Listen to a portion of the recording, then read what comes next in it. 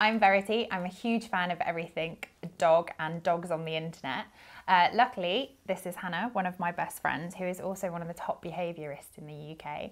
So what I thought I would do is show her some of the clips that I am obsessed with watching on the internet and see how she reacts.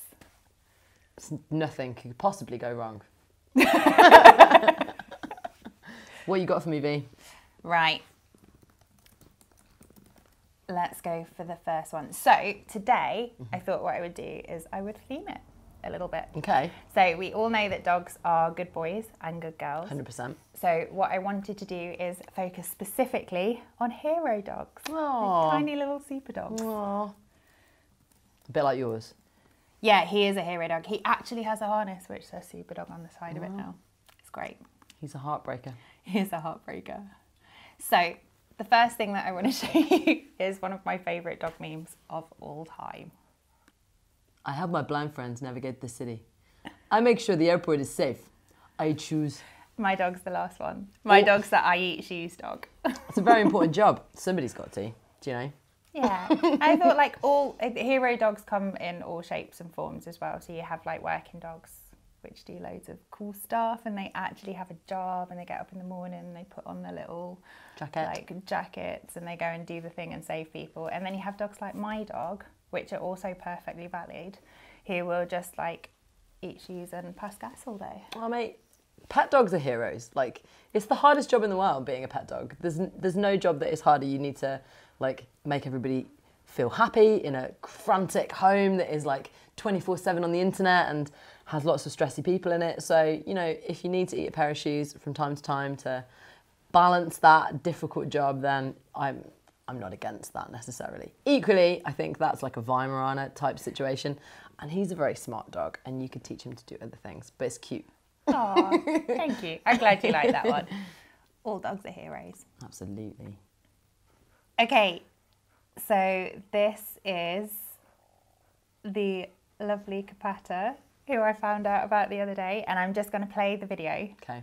And then let you see what you think, but I know that you're going to absolutely love him because he's amazing. Assumptions, dangerous assumptions. It's like our street guard.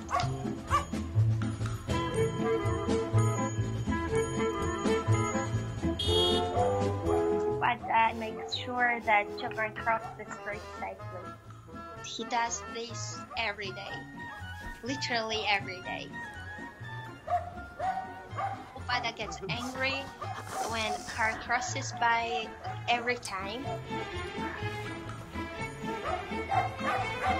He takes his job very seriously and sometimes he waits for children for 1 hour to make sure that they feel safe in park and they cross streets safely. I'm sure that he thinks that taking care of children and taking care of our streets is his job. Upata showed us that even dogs can be very responsible and like our street guard. Wow. Isn't he amazing? He's very sweet. And he's a little stray as well. He's just taught himself that that's his job in the world, that's his street, and he's going to look after the kids. So he's not owned by a person? No, he's a stray dog in Georgia. Oh, wow. That's just what he does. I follow his Instagram, which is amazing. It's I think it's at the lovely Capata. Like, please go and follow it because it's just him with the kids and like he's owned by the neighbourhood. They feed him and they look after him. But like street dogs, I guess we don't really have them so much in the UK. But you get them in different places, and he's chosen. Super cute. That is super cute. And I think this is the hard thing, isn't it, with street dogs, is that we don't get to see how cool dogs are a lot of the time because we are quite controlling about the way that we live with them in a Western world, like the UK and the US. We have to have them on lead. You don't get to see this like Greyfriars Bobby type brain that is like, I want to be everybody's friend and nobody's friend. You can't own me. I'm like super independent. So that's really cute. Like when I look at it from the context of him being a stray, super cute. It also makes my heart lurch because like he's running at traffic and shouting, which can't ever possibly go wrong, you know? That's like... Yeah. it's fine whilst the traffic are understanding, but there's so many countries in the world where that is game over for that dog, you know. And you're seeing a really beautiful breed-specific behaviour. You're seeing this collie drive, really, this kind of, I want to herd them, I want to keep them together, I want to shout at stuff and make sure it stops, you know. So with collies, really? yeah, you'll tend to get like headers or heelers, and they'll either get ahead if they're a header and they'll stop things from moving, or they're heelers and they run behind and they nip at the heels and keep cattle moving. So this is everything that his brain wants to do. He's like, navigate the children, stop the traffic. He's like born to be a traffic warden. Still though, terrifying for me because he's running at traffic and shouting and continuously chasing it down the road. So I'm really glad that there's loads of people who look after him because he totally deserves it. Yeah, no, he will deserve it. Why would a dog just do that? Did he just, I don't know, how did he wake up one morning and go, so my career is kind of like maybe a bit of a street beggar, isn't really working. Maybe traffic warden. I don't know. I've seen it. Could it be like a copy behaviour? Like how would a dog think that that's a good thing to do? That's such a good question. And like their brains. So no breed of dog is wakes up thinking, I'm gonna chase cattle. But the collie brain is designed in such a way that it's more likely to happen. So you still need to teach that dog how to control that behaviour. But when you put a collie to sheep, and he's a bit of a crossbreed, he's got some sort of spaniel in him, I think. He's the best. His brain kicks in, his breed drive just says, I know what I would really like to do, and that's organise these things so that they move in a nice area across this this strip, and you guys stop while that happens. And he's getting a lot of positive reinforcement from it as well, because people love it. So I love it. I love him. He's cute. He's amazing. He is, yeah, he is. He deserves every single snack. So Kapata has obviously taught himself to do this. So what rating are we going to give him? He's got to be like a 15 clicks and snacks dog, 100%. Easily. 15 clicks and snacks to you. Good dog. You're a good dog. Okay, so next up, we've just done a dog who taught himself how to be an excellent good boy. I think he was a boy, but he taught himself how to be an excellent good boy. So now we are going to look at how humans teach dogs how to be incredible, and this is a human-taught hero. Amazing. And one of my favourites. Levi is basically New Zealand's first puppy that will be trained specifically for medical detection by Canine Medical Detection New Zealand. He is a German Shepherd. He is from Heisenberg Kennels, which is a working line kennel here in New Zealand. So smart.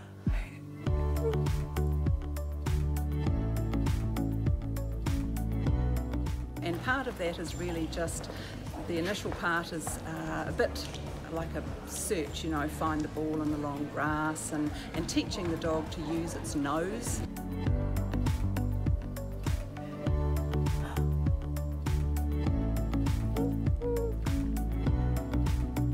One of the benefits of using a dog is that we can use non-invasive tests, so we're looking at urine tests rather than someone having to go for a blood test, because that can be an issue for some people.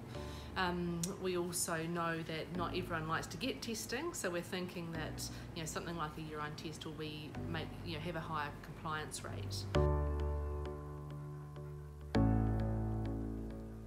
So I'm mainly responsible for the prostate cancer samples at the moment. So I've got 3 different prostate cancer cell lines that I'm growing up at the moment. I look after them, change media, split the cells, grow them up. And once we have enough cells, I lyse them, I freeze thaw them so they're not viable anymore, freeze them down, and then we ship them up to Hamilton for testing on the dogs.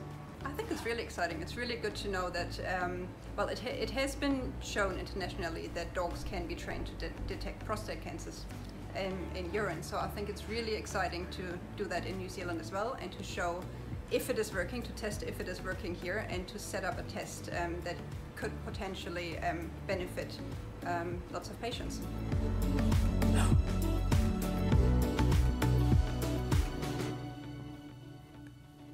I love it. Oh, so is that all true? Is it kind of like your dogs are quite good at it? Is it? tell me more about Dude, this. you picked my favourite. This is my favourite dog. Like, It's my favourite dog too. there's lots of hero dogs. There's lots of dogs that do really cool things. But medical detection dogs, and actually this started in the UK. So UK's medical detection dogs did a study in 2004 that was in the British Medical Journal, and they proved that dogs could smell cancer in urine and in urine samples that were a little bit old, and they proved that they could detect really tiny amounts of cancer. And so this is the only reason that I became a dog trainer. You know that, right? Seriously? Yeah. Oh So I was at uni and I was like, I don't know what I'm going to do. I'll be an animal behaviourist in general. That was my degree. And then I found out that dogs could smell cancer, and I was like, what? That's amazing. And people don't know that dogs can do that. And the dogs that did it to start with were dogs that were just pets. They were people's pets. They just did it. They were doing it. They were like, you smell weird. And then people would go to the doctors and find that they had like cancer on their leg, or, you know, absolutely incredible. And so they had to prove that this was a thing. And that's where these amazing dogs have come from. And now, like, they can detect so many different things. They can detect bed bugs, bizarre. They can detect diabetes. They can tell you when your sugar level is too high or too low. They can tell you when you've got like a pain-related disease that means you might have a seizure. Or they're so cool. They even now in England have COVID detection dogs. I heard something about that, but I wasn't sure if it was one of those tabloid headline. Does COVID smell? I guess COVID must smell then. This is the thing. I think loads of different diseases have an odour signature, is what they found out in the UK. And I just think this is like game changing. There's no reason from my perspective why loads of people couldn't have medical detection dogs. I think they need loads of extra funding to be able to keep doing their research. And they publish research papers, which is wicked too. So it's all science based. Yeah. How does it work in terms of like a dog's nose? Like, I know a dog's nose is strong, but we're like visual and audio creatures. Yes. Like audio creatures. Yes. Are dogs nose based? Like how I'm so confused. Yeah, so like the dog's nose is its eyes, right? So we think, because we have the same face, that we interact with the world the same, but that's not true. Like, dogs have got the most amazing schnoz. That's why we became friends 20,000, 30,000 years ago, because they were like, and we were like, what? I can't smell anything. And they can find stuff that we can't find, just like this. Like the stuff that these guys are doing can find cancer quicker than human tests can prove that it was there. No. Yeah. Are you saying that lab people are slow? Just saying our tests are a bit rubbish, but the dogs are a lot more reliable than many of the tests are, especially in prostate cancer. But anyway, so the nose is like super sensitive, super smart, and like you can smell a teaspoon of sugar in a cup of tea. Yeah. A dog can smell a teaspoon of sugar in 2 Olympic-sized swimming pools full of water. It's a lot of water. So that's like Is that all dogs? hundreds of thousands of times better than ours. Is that all dogs, or is that just really special ones? Because sometimes I put treats on the floor and my dog can't find them, and I'm like, mate, they're right in front of you. He's and old he and still lazy. comes He's over. like, show me where it lives. He's No, just lazy. That's all dogs. It's got, you know. Serious? Yeah. So any of your dogs at home could become medical detection dogs. Some of them are more likely to want to talk to you than others. So yeah, you need to have that. The dog wants to be able to come and be like, excuse me. And some breeds are better at doing that than others. But across the board, there's a huge range of breeds that are used for medical detection. It's cool. I love this. Yeah. I love it. I knew there were like seizure dogs Yep. that could tell people when you were about to have a seizure, so you could get in a comfy place. And I've seen the ones that if you're having a seizure, they'd like lie underneath you and protect you from the floor, which just like breaks my heart every time. But I love these dogs. Yeah, they are my favourite. You've smashed it right there. They're incredible. Oh, I'm glad it's all true. So I'm guessing then, in terms of the rating that we're giving to the medical detection dogs, We're giving him like 25 clicks and snacks. Like, he's like the best of the best of the best. easily infinite clicks and snacks. Infinite clicks and Infinite snacks. clicks and snacks, Yeah. just out there saving lives. Do you know? Yeah. Life-saving, 100%. It's not just assisting. These are dogs that stop people from dying. I think that's so cool. And these are the reason that I think dogs deserve so much more respect than we give them, because, yeah, infinite. clicks and snacks. That's amazing. And you can find out more about the medical detection dogs. We'll put all the links below. And yay! So what have we got? What's next? Okay, so I am from Staffordshire in the UK. Yes. Hi, Bertie. So are you. I think you may be too. You're going to do a lie Go down on, for do me? go on. Come on, puppy. Shut, lie down. He's all right. Okay. Well, so I'm from Staffordshire in the UK. That's where I grew up. My dog, Shadow, this little guy here. Handsome face. Also Right this guy here, Hi, who's just friend. coming in. We might be able to see him in shot. Yeah. So he's part Staffy and part German Shepherd, but also he was a rescue. Mm-hmm.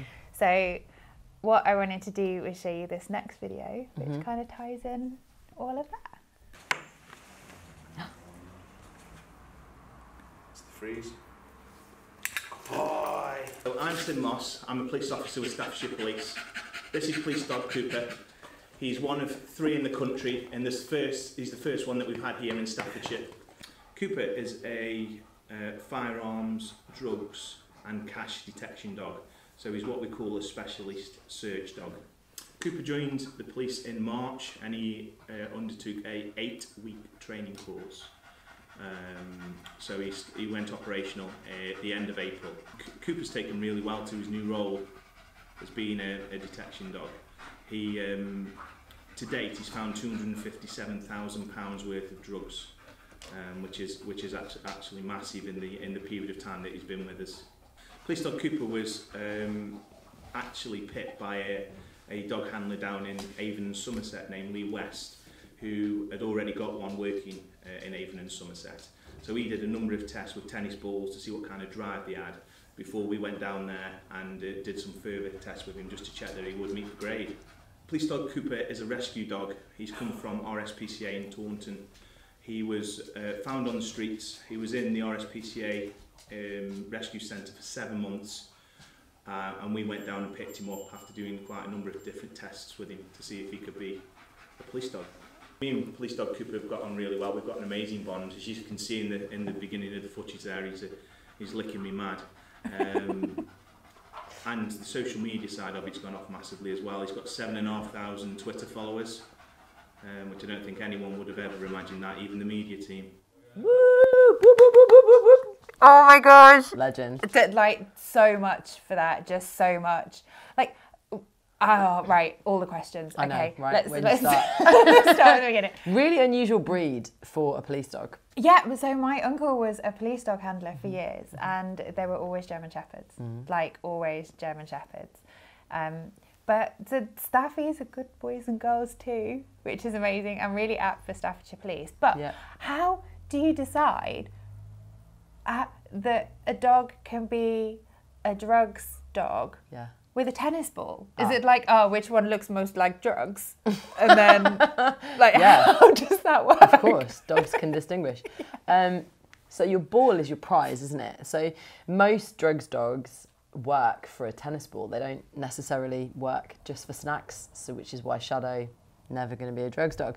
They really need to want like that tennis ball. And so if you've got a ball-obsessed dog, then you can teach them to do scent work. And he did a really lovely, right at the beginning, that mark on the smell, and he's like super still. He's like, it's there, with all of my posture and body language. And then he'd get his ball at the end of that.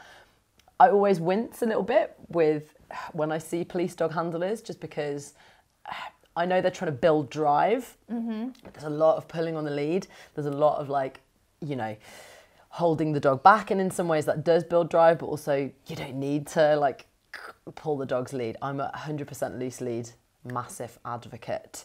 But other than that, it was a really cute video and good choice. How he said it took 8 weeks. Yeah. I can't even get my dog to get off the sofa in 8 we's. How do you do You haven't that? come to training in ages. This is why. I think, to be fair, what they're teaching him to do is just move towards that scent work. Any police dog's got to be really good in front of people. They've got to be really good in community. So a bit like the MDD dog we watched before. That dog had to just be well socialised to the world.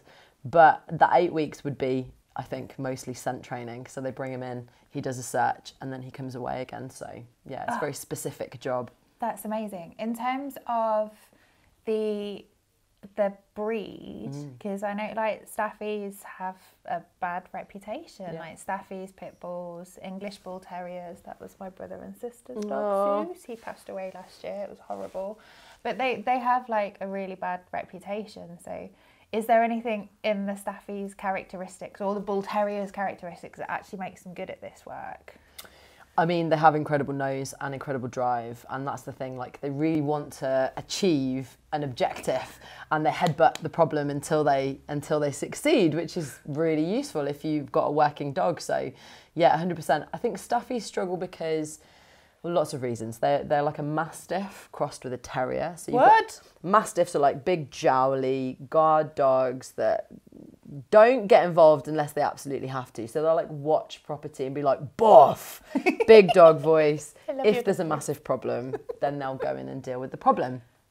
But you mix that brain with a terrier, which is how we created the Staffordshire Bull Terrier. I've got to ask a question after that, sorry. Logistically, you're worrying about how that is physically possible. Yeah. Let's not get into that right now. So, little dog, terrier, bred to rat and find things and catch stuff. Like Vinny? Yeah, little ratter. And they're tenacious and pushy and intense. And so then we have this, you know, the pit. Anything that is Staffordshire Pit Bull Terrier, Bull Terrier, this brain that says, not only have I got the Mastiff jaw, but I've got the tenacity to just keep going, keep pushing, keep pushing. But because of that, they struggle to talk to dogs well. So they have this flattened face, this facial expression. I mean, Shad is very expressive. He's got a lot of his face, don't you, Bubba? But yeah, most dogs tend to look at dogs like that and go, don't like him, he's really intense, like he's big in the shoulder and he's got a weird face. And then some people go so far as to chop the ears back and do pinning. Guys, I know you're like, right now, it's better for the dog because it's healthier because they don't get ear infections. Not true. You know it's not true. Well, yeah, if that was true, then Spaniels would have their ears removed. Yeah. Like, I know I'm not supposed to like get judgy, but if you crop your dog's ears, like, I'm going to come and crop your ears. I'm usually not judgy either, but like there's no need. There's just no need for chopping a dog's ears. In fact, I think there's an e-petition going on right now about that. And I think it should be illegal. I think it should be illegal. Because if I just decided to chop a paw off... Just because you think it looks good? Yeah. Peg leg dog. It's weird. You guys are weird, sorry. You guys but amazing that they've got Staffies in to do police work.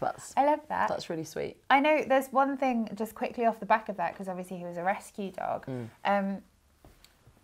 When I got Shadow, you came and you helped and you were like, this is a little bit about the dog, and they were saying that they were like almost like temperament testing him when they went. Would you advise that if you're looking at getting a rescue dog, maybe taking a trainer or someone who speaks dog along and finding a bit more about that dog before? Yeah, 100%. I think the hard thing with temperament testing rescues, and I know because I used to work for Dogs Trust, so is that you'll only see a snapshot. If you're with a good rescue, they should have a behaviourist or trainer on site that can talk you through their temperament test. Ooh. So you'll know whether or not that dog is a good fit for you. Taking someone with you is always a good idea too, because they can just embellish some of that body language and tell you what they think might come out. But the problem with rescue dogs is because they're in a scary environment, they tend to be quite shut down. So you might not get to know what that dog's temperament is really like until about 3 months sometimes into owning them. Oh, wow. I think it was about, when did you first call me? I think I'd had Shadow for about a week, and good. He was humping me and he peed on me, and there was a lot with himself quite a lot as well. Going, yeah. Maybe we could do a video about that one day, because there were some pretty special behaviours. Oh, baby boy. But yeah, it wasn't until like, I think maybe about 2 months in that we heard him bark for the first time. He'd never barked. He was just like, I'm a very quiet dog. Turns out he's not at all. But yeah. Okay, so obviously he is a Staffy and he ticks all of my boxes in terms of rescue, like good boy working dog and all that. But what should we give him for clicks and snacks? I think I'm going to have to hand this over to you, babe, because he's your dog. I wish he was my dog. Do you reckon a snack's going to be appropriate? Should we go ball? I think it's clicks and balls, isn't it? Give him what he wants. Okay. Infinite clicks and balls. Infinite clicks and balls. Infinite clicks and balls. Good dog. Okay. So what have you got now? What's going on? So we are staying on the working dog heroes side of things. And this, oh, I'm so excited for you to see this. I think you're genuinely going to love it. I'm not going to say too much more, actually. Let's just click in. Jake's a people person. He can't let anybody walk in the house without wanting to greet him. He is a Spitfire. You come to the station and he's here all happy and bouncing around. It just automatically just brightens up your day. Bill and Jake are inseparable. You're not going to get them apart for too long before he starts barking and whining the way he does. The relationship between Bill and Jake started from the time he pulls him out of a burning shed. There was an immediate bond there. I actually met Jake at a fire when he was a 3-week-old puppy. He had burns between 50 to 75% of his entire body. We weren't really sure what the outcome was going to be, as we didn't have any contact with the owners. What made me decide to adopt Jake was the simple fact of everything that he had been through. You know, I knew this little guy was going to need a good little loving home. I don't even think he discussed it with his wife. It was, he's coming home with me. I started bringing Jake around the firehouse because at the time, even though all his treatments were done, he was still on antibiotics, which had to be administered throughout the day. It's not just the financial responsibility, but also the time that it takes to really treat these type of injuries. And once I started bringing him, all the guys around the station just immediately took to him. Even with all the burns, he was just so happy and so friendly. It was just nice to have him around. He's just real good for morale. The chief and the mayor and the town administrator, he had captured a lot of their hearts. They decided to make him an honorary firefighter and the official mascot of the department. He really makes the job a lot easier because we can go out on a real bad call and come back and he's there and he's happy to see us, and no matter what happens, he's always there. As the Southern saying goes, he's never met a stranger. He's been through a lot, and yet he doesn't lash out at people. He's still a very friendly dog. And that's what makes him so special. And I think a lot of that has been attributed to what Bill has done with him. I couldn't imagine life right now without him because he has become such a huge part of my life. Oh, Jake. I'm so sorry. You're in so much trouble. I mean, that's not on, is it? Let's be honest. Oh, mate. Oh my gosh. So beautiful. What a beautiful story.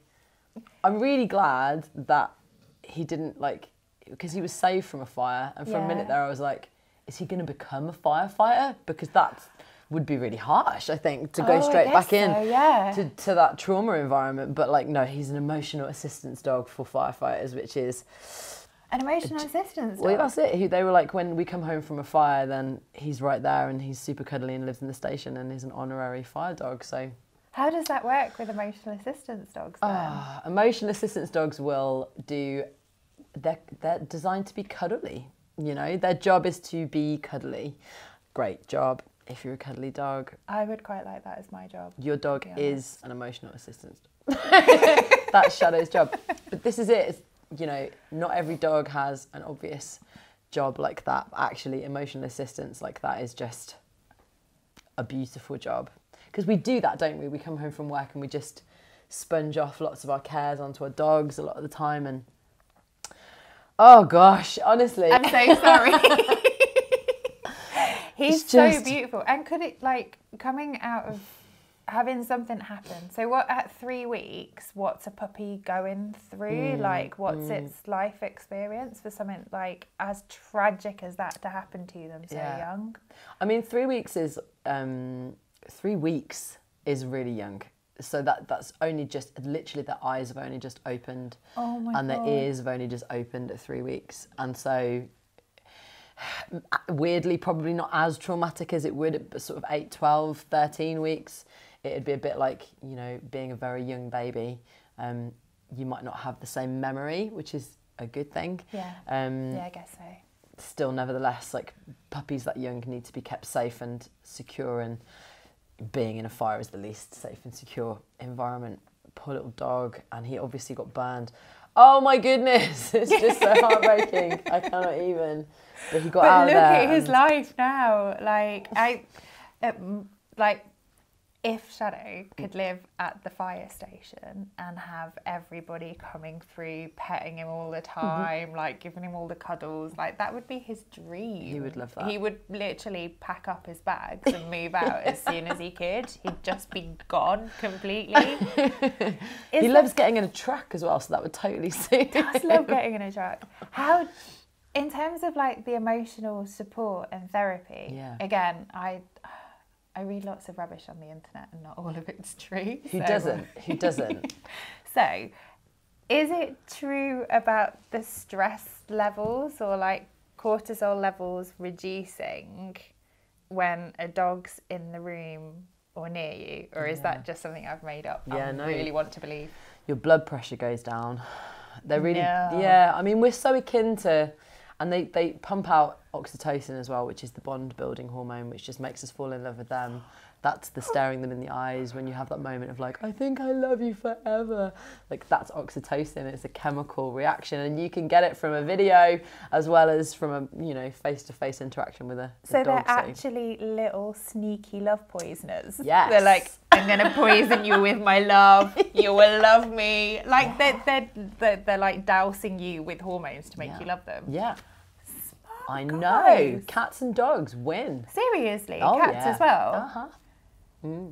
It works well, right? Any young animal needs to look super cute for the parent to go, I think I love you. I think I would die for you. And so that's what they do. Domey head, big eyes, just getting us this early baby-looking thing, and we fall in love with them. Another reason why stuffies are just loved so much, because they look a little bit more baby-like than... Not just baby-like, but also land seals. Land seals. One of my favourite things is, you know, the land seals. What's a land seal and what's a staffy doing its puppy face. Absolutely brilliant. Yeah. I'll show you in a bit. They're beautiful. So... Okay, no more of those, please. No more crying dog videos. Oh my gosh. So obviously we had lots of tears for that video, for those videos.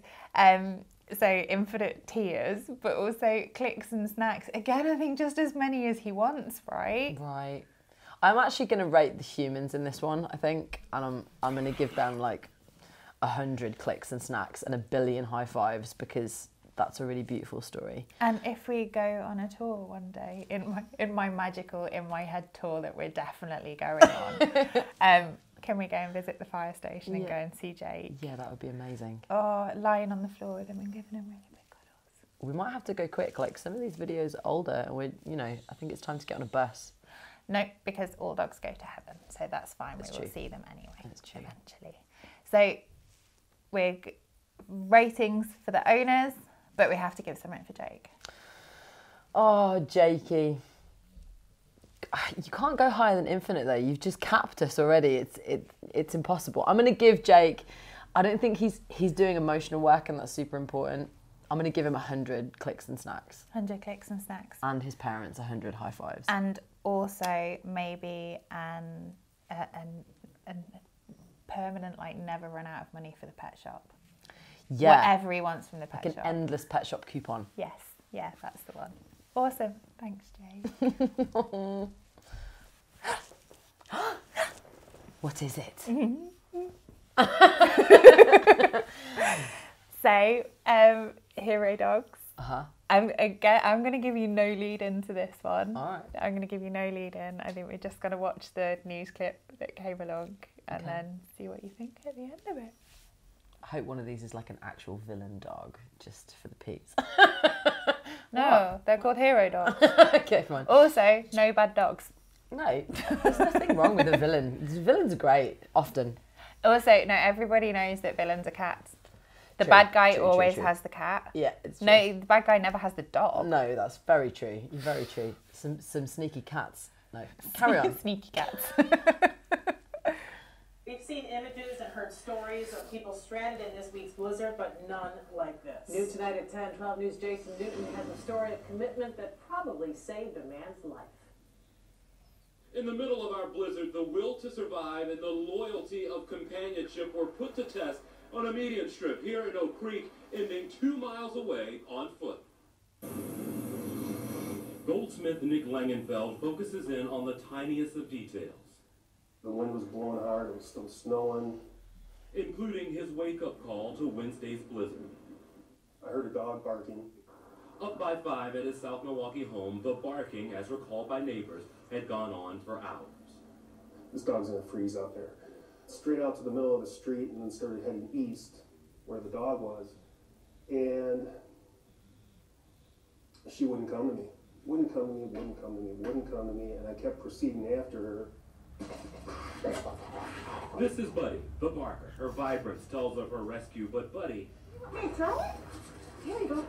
didn't want to be saved. This lab retrieved Nick to save this man, her companion. I went out for a dog, found a man. And it took a man focused on detail to find him. A half-block away, Ted Moss, buried in snow, and of all places, in front of Divine Mercy Church. Seeing a man face down like that is a terrible sight to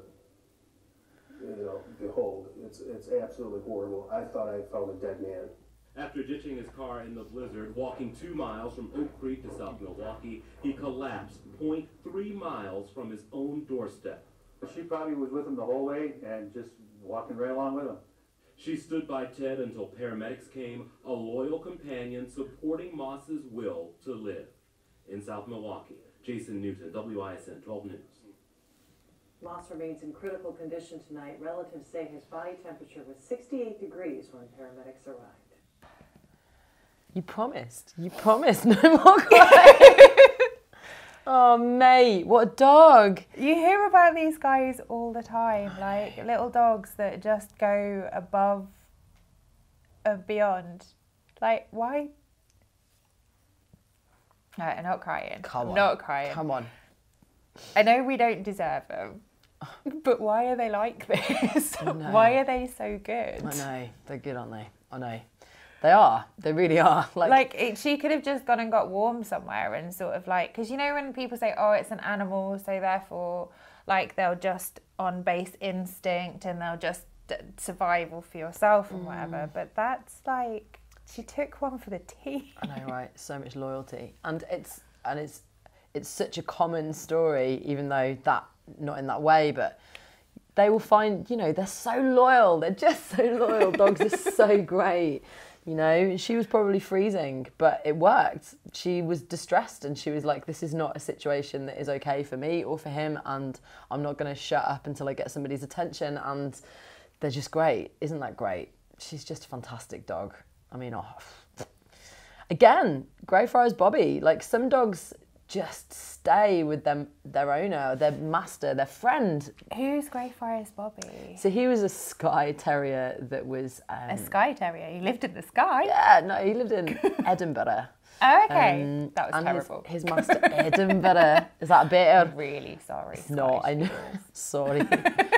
But yeah, he was a really cool dog whose master died, and he went and lay on his grave, and everybody tried to catch him and make him their dog, and he was like, no, I'd be like street dog, and every night would go back to the graveyard and sleep on top of the grave of the guy who died because he loved him.